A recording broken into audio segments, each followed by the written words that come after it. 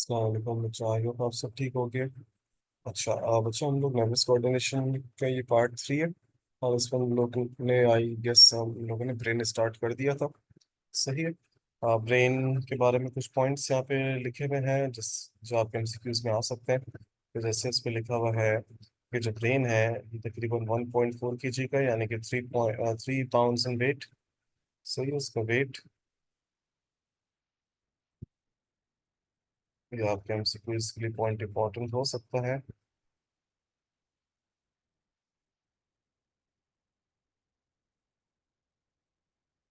ठीक है, और ये डिवाइड होता है बेटा 3 पार्ट्स में। कौन कौन से?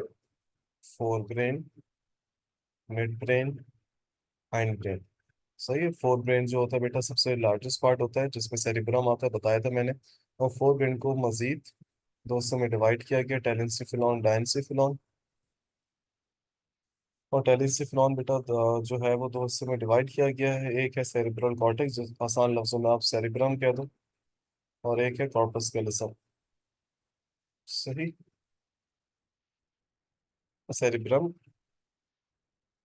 और दो सेरिब्रल हेमिस्फीयर होते हैं जिनको दरमियान में कनेक्ट करता है कॉर्पस कैलोसम। ठीक है जी। ब्रेन का जो आउटर पार्ट होता है बेटा वो ग्रे होता है, और इनर मैटर जो होता है वो लाइट होता है। सही। इनर मैटर को वाइट मैटर भी कह सकते हैं, आउटर मैटर को ग्रे मैटर को डार्क मैटर भी कह सकते हैं।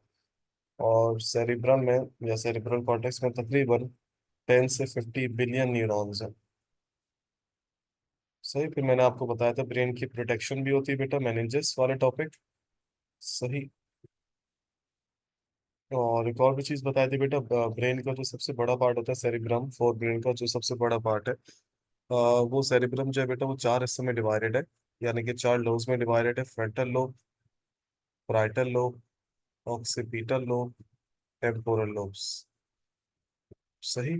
और ब्रेन में कुछ एरियाज होते हैं बेटा: sensory area, association area, motor area. Sensory area क्या करता है बेटा? ये रिसीव करता है इम्पल्सेस या inputs from different parts of the body. Association area क्या करता है? This area is a site of higher mental activities. ये अंडरलाइन करने वाला पॉइंट है। हायर मेंटल एक्टिविटीज का मतलब ये कि ये मैसेज को, इनकमिंग मैसेज को परसीव करता है, इंटरप्रिटेशन, इंटीग्रेशन, एनालाइजेशन करता है। मोटर एरिया क्या करता है बेटा? वो आपके रिस्पॉन्सेज देखता है। सही है। एसोसिएशन एरिया में थैलेमस बहुत जरूरी है। तीसरा पार्ट जो होता है बेटा ब्रेन का, उसको कहते हैं डायंसिफिलॉन।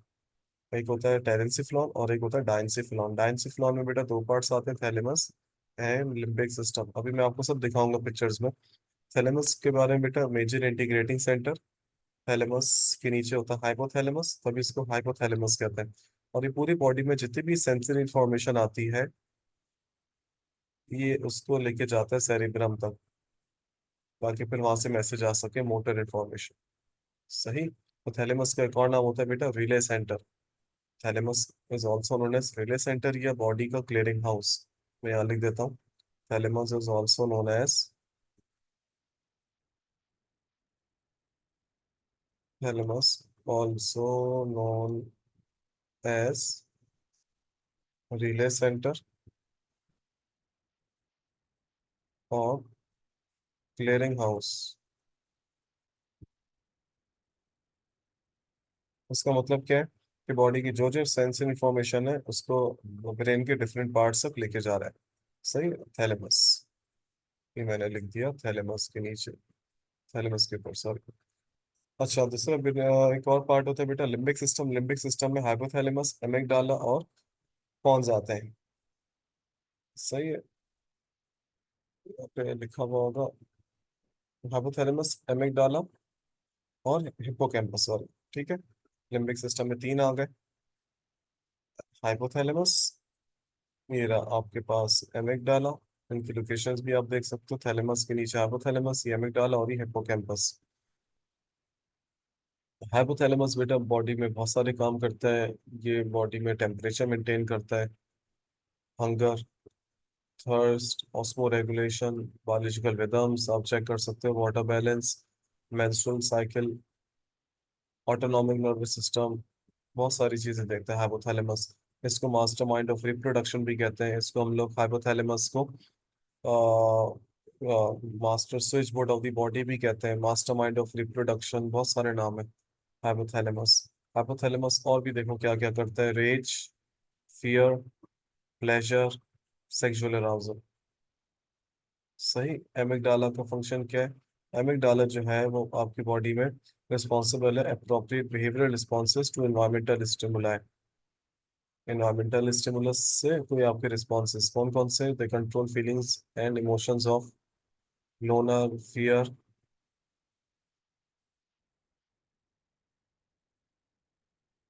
Hater, rage, sexual arousal. Hippocampus बेटा, हिपोकैम्पस का एक याद रखिएगा, हिपोकैम्पस का जो शेप होता है वो सी हॉर्स जैसा है। सही। और हिपोकैम्पस जो है वो मामला देखता है लॉन्ग टर्म मेमोरी के। सही। और शॉर्ट टर्म मेमोरी में क्या आ गया? मोटर एक्ट्स लाइक वॉकिंग वगैरह। ये इसमें आपकी बुक्स में लिखा हुआ है, ये सब चीजें नहीं देखता, तो ये मामला देखता है लॉन्ग टर्म मेमोरी के। सही। ये जो शॉर्ट टर्म मेमोरी है ये आपकी बुक कह रही है कॉर्टेक्स और सेरिबेलम देखते हैं। अच्छा, उसके बाद आगे आपका पास बेटा मिड ब्रेन। मिड ब्रेन जो होता है वो एक्सट्रीमली छोटा साइज का होता है इंसानों में, लेकिन फंक्शन क्या है कि यहाँ पे रेटिकुलर फॉर्मेशन होता है। रेटिकुलर फॉर्मेशन बेटा ऐसा ग्रुप ऑफ न्यूक्लियाई होता है, यानी कि इंटरकनेक्टेड न्यूक्लियाई, जिसमें दो तीन पार्ट्स इन्वॉल्व होते हैं। देखो कौन कौन से? Medulla oblongata, pons, mid brain, और इसमें फोर ब्रेन के नीचे वाले रीजन्स। इन सब रीजन्स के जितने भी न्यूरॉन्स हैं, इन सब रीजन्स के अंदर जितने भी न्यूरॉन्स हैं उनके जो न्यूक्लिया है, उन सबको मिला के रेटिकुलर फॉर्मेशन कहते हैं। और ये आपकी बॉडी में emotions, muscle tone, muscle movement, sleep and arousal, reflexes, बहुत सारे काम देखता है। तो that is a function of reticular formation which is present in side mid brain. Hind brain के बेटा तीन पार्ट्स होते हैं। हाइंड ब्रेन के पार्ट्स है मेडुला, पॉन्स एंड सेरिबेलम। एक होता है सेरिब्रम और एक होता है सेरिबेलम। This is cerebellum. सही है। और दिस इज आपके पास ये रहा पॉन्स। ये पूरा आपके पास मेडुला ऑब्लोंगेटा है, जिसके नीचे स्पाइनल कॉर्ड स्टार्ट हो जाती है। बेटा मेडुला ऑब्लोंगेटा जो है वो आपके पास क्या मामला देखता है? मेडुला ऑब्लोंगेटा के बारे में चीज याद रखिएगा, ये वाइटल टास्क देखता है। वाइटल टास्क मैं यहाँ लिख देता हूँ, यानी कि most important task. Vital, vital task कभी भी लिखा हुआ हो तो समझ आना मेडुला ऑब्लोंगेटा की बात हो रही है। वाइटल टास्क बेटा कौन कौन से? Heart rate, breathing, blood pressure, swallowing। ठीक है। और पॉन्स जो होता है बेटा, पॉन्स ये वाला फेशियल एक्सप्रेशंस देखता है। इनके आपके पास स्लीप एंड वेक साइकिल्स को देखता है, wakefulness and between stages of sleep. सही है। ब्रीदिंग एज सच अभी अंडरलाइन नहीं कर रहा, खैर हो गई। सेरिबेलम बेटा, सेरिबेलम जो होता है वो आपकी बॉडी के मस्कुलर मूवमेंट को कोऑर्डिनेट करता है। जिस मिसाल के तौर पे कोई एक टांग पे खड़ा हुआ है तो वो किस तरह अपने आप को बैलेंस कर रहा है, सेरिबेलम है। सही। और उसमें सच कोई खास बात है नहीं। ब्रेन स्टेम आ जाओ बेटा। ब्रेन स्टेम में तीन पार्ट्स आते हैं, mid brain, pons, medulla oblongata. Mid brain, mid brain, pons, medulla oblongata, इन तीनों को मिला दो। Mid brain, pons, medulla oblongata, इन तीनों को मिला दो सेरेबेलम को छोड़ के, इसको कहते हैं बेटा ब्रेन स्टेम। सही है। और ब्रेन स्टेम जो है it plays a crucial role in controlling some involuntary bodily actions such as breathing and heartbeat। इनके आपको फंक्शंस याद रखना है। Humans have three distinct parts to the brain stem: medulla oblongata जिसका एक और नाम है माइलिन माइलेंसिफिलॉन, पॉन्स जिसका एक और नाम है मेटेंसिफिलॉन, मिड ब्रेन जिसका एक और नाम है मेजेंसिफिलॉन। इसमें तीन पार्ट्स आते हैं इंसानों में, मिड ब्रेन में। सही। मैं आपको इसकी पिक्चर भी दिखा देता हूँ, देखो आपको सबको इस पिक्चर में नजर आ जाएगा। ये दूसरी साइड है यानी कि ब्रेन की। तीसरा नॉर्मली हम लोग पढ़ते हैं, समझो उसको रिवर्स किया गया है, यानी कि सेरिबेलम इस साइड पर है, वरना सेरिबेलम इस साइड पर ज्यादातर पिक्चर्स में होता है ना, तो you don't need to worry, एक ही बात है तकरीबन। कॉर्पस कैलोसम ये रहा बेटा जो दोनों सेरिब्रल हेमिस्फीयर्स को कनेक्ट करता है। Hippocampus, long term memory, memory लिखा हुआ है। पिट्यूटरी ग्लैंड बना हुआ है यहाँ पे छोटा सा, जो हाइपोथैलेमस के नीचे होता है। पॉन्स का फंक्शन लिखा हुआ है, sleep and involve in sleep and arousal. Hypothalamus का लिखा हुआ है hunger, thirst, body control. Cerebellum का लिखा हुआ है मसल मूवमेंट। नीचे पे स्पाइनल कॉर्ड है, वो तो खैर अलग से टॉपिक है। रेडिकुलर फॉर्मेशन लिखा हुआ है group of fibres that carry stimulation related to sleep and arousal. Amygdala का फंक्शन लिखा हुआ है इमोशन, सेरिब्रम का लिखा हुआ है थिंकिंग, लर्निंग, इमोशंस। तो ये है सिलसिला, ये डायग्राम अच्छी है। तो आप लोग इससे पढ़ सकते हो। थैलेमस के बारे में लिखा हुआ है, relay centre, incoming outgoing signals को मैनेज करता है। अब आ जाओ बेटा स्पाइनल कॉर्ड। स्पाइनल कॉर्ड बेटा एक न्यूरल केबल कहलाती है। न्यूरल केबल का मतलब ये बहुत लंबी ट्यूब जैसी स्ट्रक्चर होता है, और ये सेंट्रल नर्वस सिस्टम का एक और ऑर्गन है।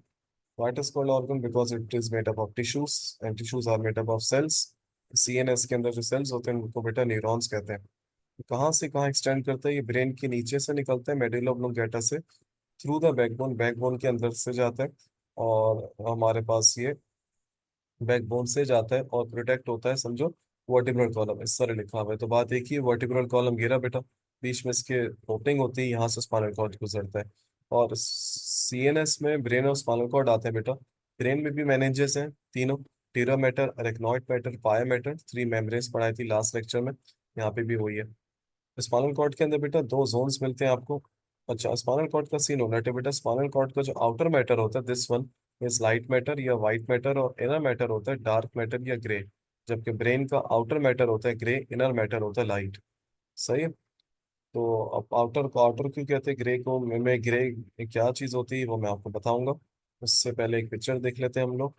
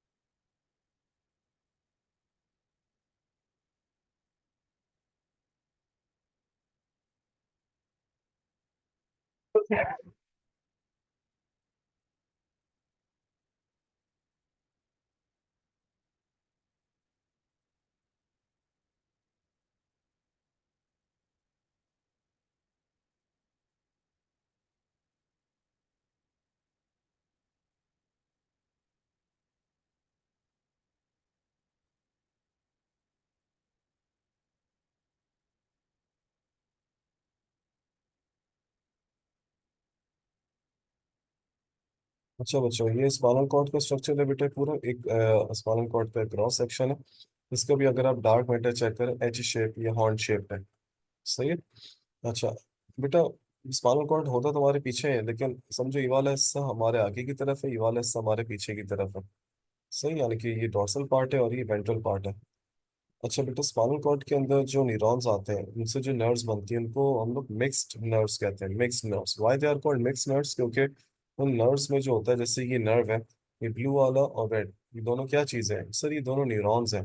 यानी कि इसमें सेंसरी न्यूरॉन्स भी होते हैं इन नर्व्स में, इन नसों में, और मोटर भी होते हैं। और कोई भी ऐसी nerve, what is a nerve बता देता हूँ बेटा। What is a nerve? Nerve वो चीज़ होती है जो न्यूरॉन से मिलकर बनती है, जिसको उर्दू में नस कहते हैं, जो हमारी बॉडी में सेंसेशन लेकर आती है। तो sensory neurons, sensory nerve, motor neurons, motor nerve, दोनों को मिला दोगे तो स्पाइनल नर्व्स या मिक्स नर्व्स। तो स्पाइनल नर्व्स होती हैं मिक्स नर्व्स, क्योंकि इनमें सेंसरी न्यूरॉन के फाइबर्स भी होते हैं, एक्सॉन्स, और मोटर न्यूरॉन्स भी होते हैं। अगर हम बात करें स्टार्ट से बेटा, याद करो आप लोगों को मैंने बताया था सेंसरी न्यूरॉन थोड़ा सा हट कर होता है, क्योंकि इसकी सेल बॉडी साइड पर होती है, सीधी स्ट्रेट नहीं होती। आप यहाँ पे भी देख सकते हो, ये जा रहा है सेंसरी न्यूरॉन पीछे से, और ये इसकी सेल बॉडी एरिया। और यहाँ पे एक सेंसरी न्यूरॉन तो जाएगा नहीं, बहुत सारे होंगे, तो बहुत सारे सेंसरी न्यूरॉन की सेल बॉडी की वजह से ये पार्ट आपको थोड़ा सा स्वेल्ड नजर आ रहा है। और ये कोई एबनॉर्मेलिटी नहीं है। इस पार्ट को हम लोग बायो में कहते हैं डॉर्सल, क्योंकि ये पीछे की तरफ है। रूट गैंग्लियन, गैंग्लियन का मतलब होता है बेटा कलेक्शन ऑफ सेल बॉडीज। यानी कि स्पाइनल कॉर्ड के जो सेंसरी पार्ट होता है, यानी कि पीछे वाला न्यूरॉन्स का पार्ट, सेंसरी न्यूरॉन का, उसमें यहाँ पे इनकी सेल बॉडीज होती हैं, सेंसरी न्यूरॉन, सोमा, और बहुत सारी सेल बॉडीज मिला के बनाती हैं गैंग्लियन। फिर ये होता होता होता स्पाइनल कॉर्ड के अंदर गया, तो स्पाइनल कॉर्ड के अंदर इसके वाइट मैटर से होता हुआ इसके डार्क मैटर में गया। अब मेरा सवाल ये है कि डार्क मैटर को डार्क मैटर क्यों कहते हैं? तो डार्क मैटर को डार्क मैटर इसलिए कहते हैं क्योंकि यहाँ पे बहुत सारे न्यूरॉन्स की सेल बॉडीज होती हैं, और वाइट मैटर में बहुत सारे न्यूरॉन्स के एक्सॉन्स होते हैं। चेक करो, जब ये न्यूरॉन खत्म हो जाएगा तो बेटा एक बीच में एक और न्यूरॉन आता है जो सेंसरी को मोटर से कनेक्ट करवाता है, उसको कहते हैं इंटरन्यूरॉन। तो इंटरन्यूरॉन स्टार्ट होगा यहाँ से, इसकी सेल बॉडी होगी यहाँ पे, इंटरन्यूरॉन इधर ही खत्म हो जाएगा तो अगला न्यूरॉन स्टार्ट होगा, उस अगले न्यूरॉन का नाम है मोटर न्यूरॉन। इसका भी डेंड्राइट्स और सेल बॉडी इधर ही होंगी। तो इन शॉर्ट, अगर आप देखो कि इंटर न्यूरॉन्स और मोटर न्यूरॉन्स के सेल बॉडीज इधर ही हैं, सही है, बना बनी इंटर न्यूरॉन लेकिन होता तो है ना बीच में। तो इनकी सेल बॉडी की वजह से ये जगह थोड़ी सी क्या हो गई है, डार्क हो गई है, और यहाँ से सारे न्यूरॉन्स के एक्सॉन्स गुजरे तो ये वाइट मैटर है। तो चाहे स्पाइनल कॉर्ड का वाइट मैटर हो बेटा या ब्रेन का वाइट मैटर हो, याद रखिएगा दोनों में न्यूरॉन्स के एक्सॉन्स होते हैं या नर्व फाइबर्स होते हैं, एक ही बात है। और चाहे स्पाइनल कॉर्ड का डार्क मैटर हो या ब्रेन का डार्क मैटर हो, या दोनों न्यूरॉन्स के यहाँ पे इन दोनों जगहों पे न्यूरॉन्स के सोमा या सेल बॉडीज होती हैं। तो जब यहाँ से मोटर न्यूरॉन निकला तो होते होते होते ये आगे की तरफ से आया और ये इसने इसके साथ ज्वाइन कर लिया, स्पाइनल नर्व बन गई। जो पीछे वाला पार्ट है बेटा उसको डोर्सल रूट कहते हैं। डोर्सल रूट पीछे वाला पार्ट, जो सामने वाला पार्ट इसको कहते हैं बेटा ventral root. Ventral root, dorsal root और वेंट्रल रूट मिला के बेटा बनाते हैं स्पाइनल नर्व। तो ये होती है आपके पास स्पाइनल नर्व, जो बनती है दोनों न्यूरॉन से, सेंसरी भी और मोटर भी। सही। ये पिक्चर आपके पास बुक में भी बनी हुई है, आप इसको सारा चेक कर सकते हो।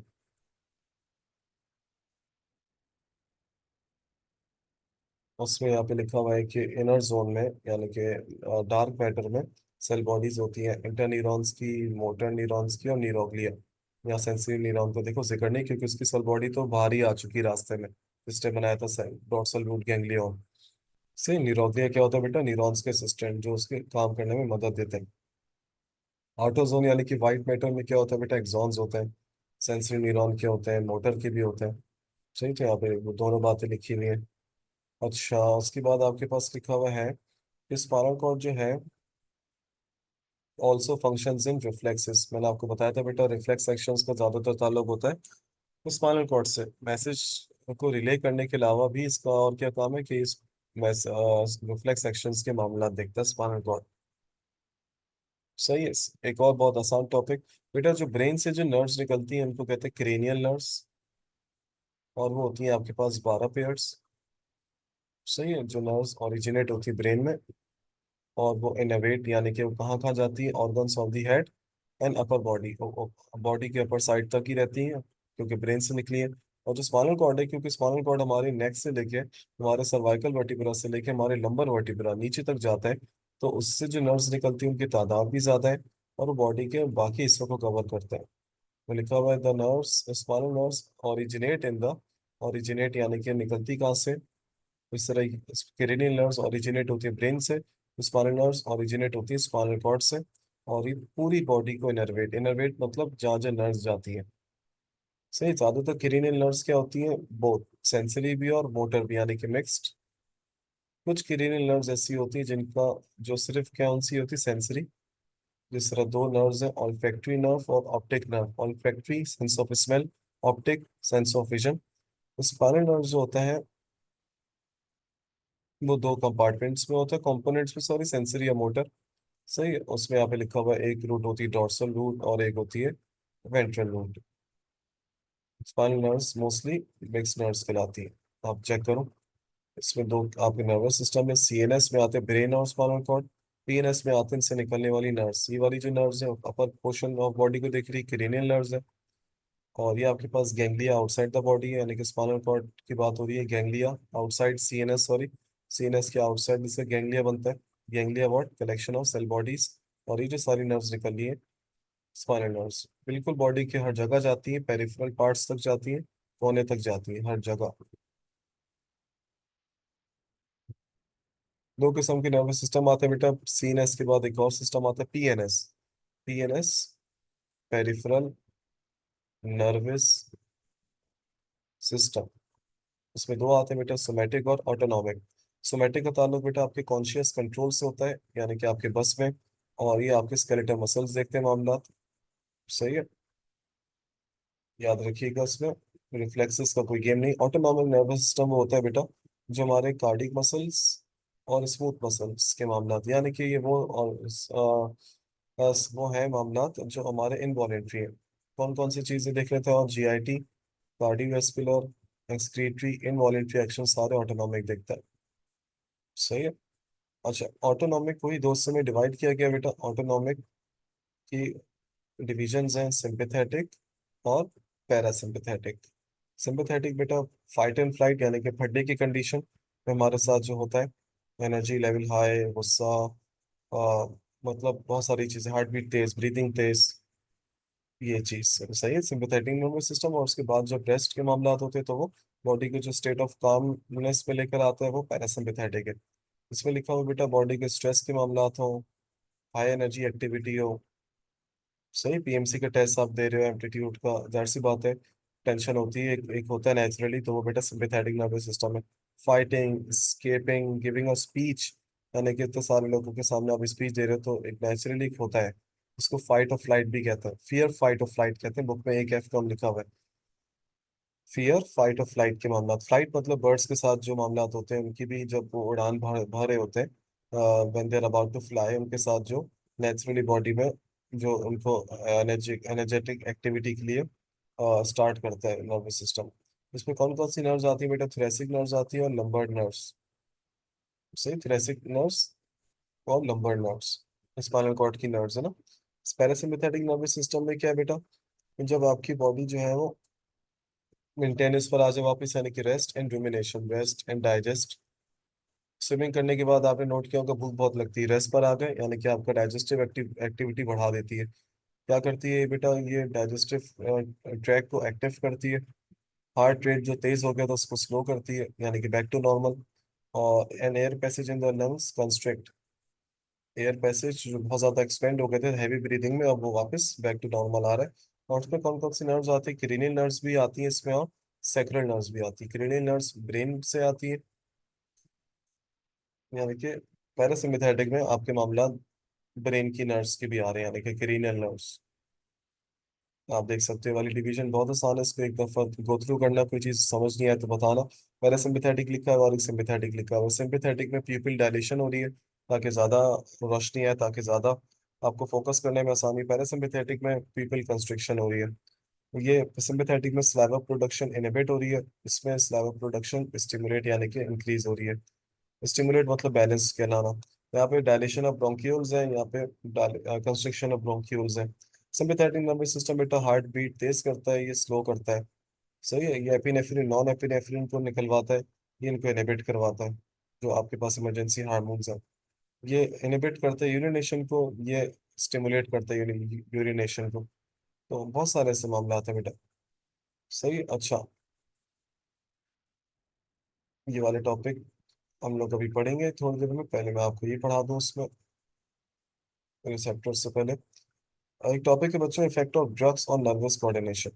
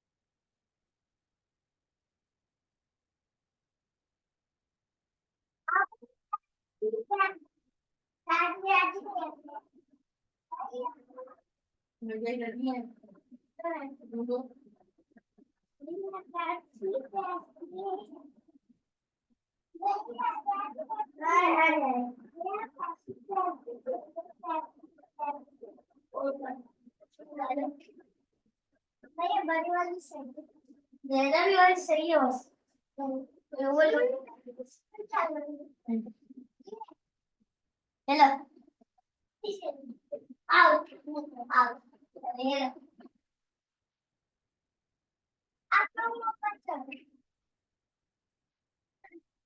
बहुत बड़ा उधर से उधर से उधर से बहुत ही लग गया क्या कर रही हो यार नहीं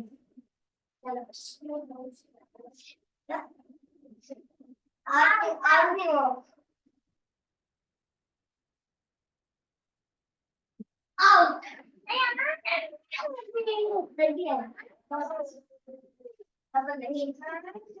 बम बम पे लगे चिक चिक बम बम चलो दोबारा बारी लो आ गई दोबारा तो बारी नहीं हो चलो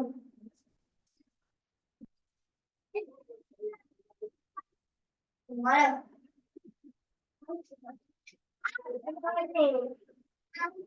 नहीं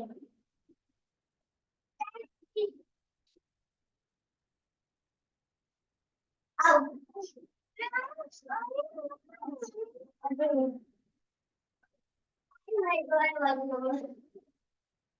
आउट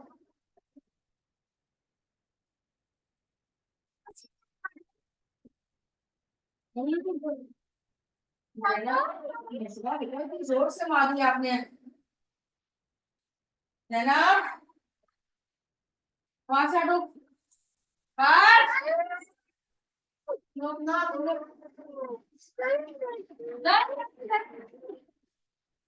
नहीं आ जाना और तो तुम गए इनको सुला दो। चलो बैठ के क्या कर रही हो, हाथ में क्या कर रही हो, पीना तो पियो वरना जाओ। दूसरा को पानी फेंक देंगे बस बंद कर दो इधर दरवाजा।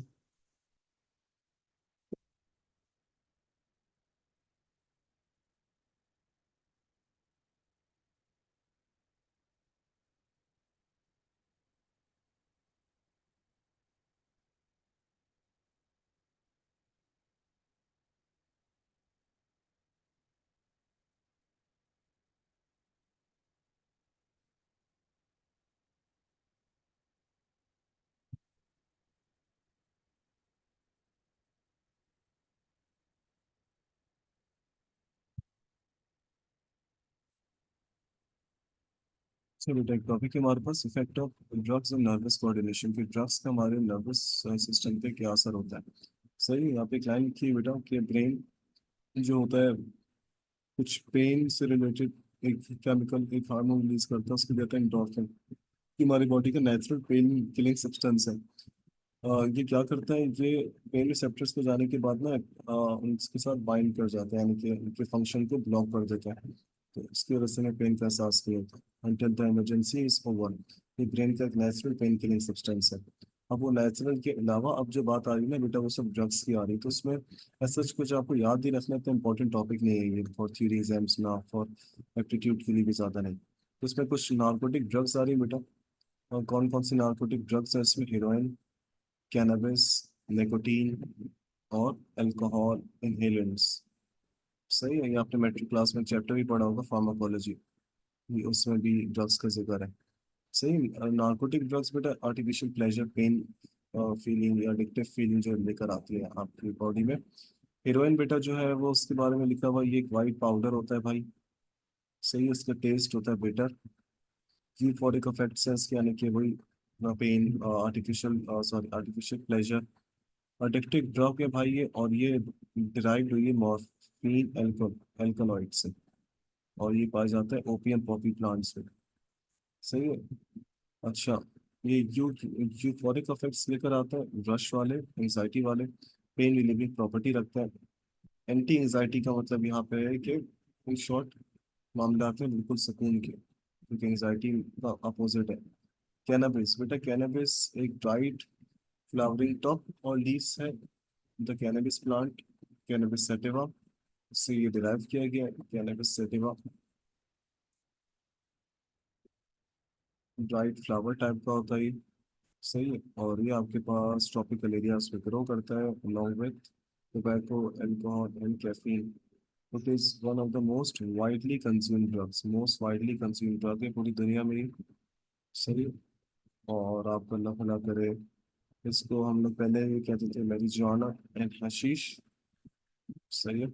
और ये आपके इसके अफेक्ट्स में क्या आ जाता है, विजन एंड जजमेंट ऑल्ट्रेशन, यानी कि चेंजेस आती हैं आपके विजन में और आपके जजमेंट में। निकोटीन बेटा, निकोटीन जो है kind of tobacco. Nicotine receptors are a class of receptors that normally binds the neurotransmitter acetylcholine. ये acetylcholine के साथ ये बाइंड कर जाता है निकोटीन। ये सही, इसके रिसेप्टर के साथ बाइंड कर जाता है। अब उसकी वजह से क्या होता है, हार्ट रेट तेज, ब्लड प्रेशर तेज, इंक्रीज मस्कुलर एक्टिविटी। निकोटीन बहुत ज़्यादा अडिक्टिव है, जो सिगरेट्स में भी है। अल्कोहल बेटा ब्रेन के नॉर्मल फंक्शन में क्या करता है, देखो इंटरफेयर करे, ब्रेन के नॉर्मल फंक्शन में कम्युनिकेशन में इंटरफेयर करता है, और उसकी वजह से मूड और बिहेवियर में चेंजेस आता है। इनहेलेंट्स, जो कोई भी एक पर्सन जो इनहेल करता है, ये भी बहुत खतरनाक होता है बेटा। वॉलेटाइल सब्सटेंसेस होते हैं, ये उड़ जाते हैं जल्दी, और इसमें ग्लूज और मार्कर्स और पेंट्स और मतलब ये बहुत सारी चीज़ों के तौर पर इस्तेमाल होता है। ये माइंड को अल्टर करते हैं, चेंज करते हैं, साइको एक्टिव ड्रग्स होते हैं। सही है। पर्सन स्टार्ट में तो बहुत अपने आप को फ्रेश फ्रेश, उसके बाद जब इसका एडिक्शन हो जाती है तो बहुत खतरनाक साइड इफेक्ट्स हैं इन सबके। बेटा ड्रग एडिक्शन क्या चीज़ होती है, बायोलॉजिकल डिसऑर्डर है। इसमें जो आपका जो पर्सन का ब्रेन या बिहेवियर है, वो वो उस चीज़ को छोड़ने का बिल्कुल वो हो जाता है, वो नहीं छोड़ पाता उसको, वो उसकी एबिलिटी को लूज कर देता है कि उस ड्रग से दूर रहने की। सही, तो ड्रग एडिक्शन है। सही, ड्रग डिपेंडेंस, ड्रग एडिक्शन, ये सब इसके लिखे हुए sir, you lose self control and message with the desire to take drugs. Sir ये मामला था। ड्रग टॉलरेंस, ड्रग टॉलरेंस क्या हो गया बेटा, ड्रग से दूर। ड्रग टॉलरेंस,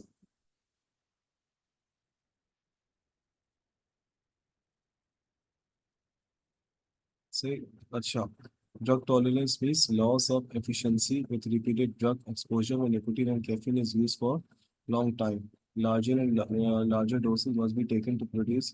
अब drug tolerance क्या है, आपने इतना डोज लिया, इतना ज़्यादा डोज लिया कि अब आपको उसकी कम डोज से अब आपको असर नहीं हो रहा, अब आपको थोड़ा और डोज बढ़ाना है।